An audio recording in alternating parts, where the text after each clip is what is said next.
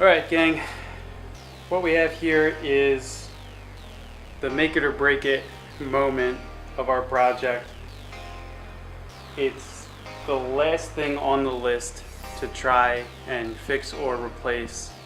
What this is, not only is it the distributor, but this little bit right here is what's called the crank angle sensor. And using the rotation of the rotor, there's a little optical eye in here that essentially transmits the crank position and camshaft position to the ECU and basically tells it via this connection when to fire the coil. So as we continue to diagnose our no spark condition, and then also given that we had that weird short with the power circuit on this connection, I think, and then thirdly, since it's the last thing to replace, we've pretty much replaced everything else. It's kind of the last hope here. So we're gonna go ahead and spend a couple of minutes putting this in, and we'll see where we go from there. So we're all prepped up and ready to go. Assembled the little dust covers on here, popped the rotor back on. Now as far as installing the distributor, it's just a couple things to figure out and align. You can use, there's this little dot on the shaft that you line up with this notch here.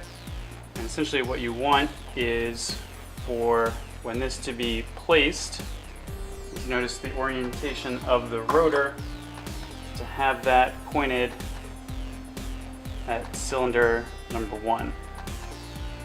So there's number 1.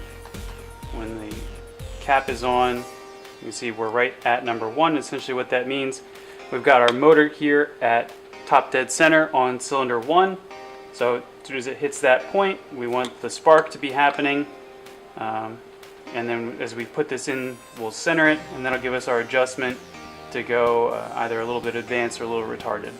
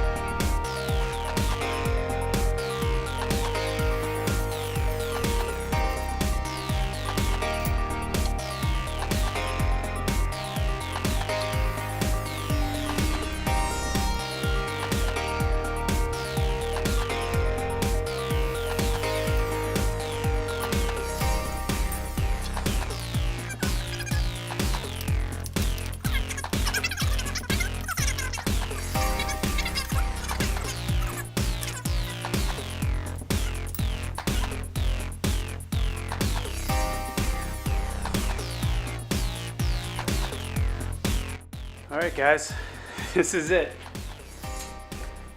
I'm either going to be in a really good mood after this, or we might take a break from making videos for a little bit. Keep your fingers crossed.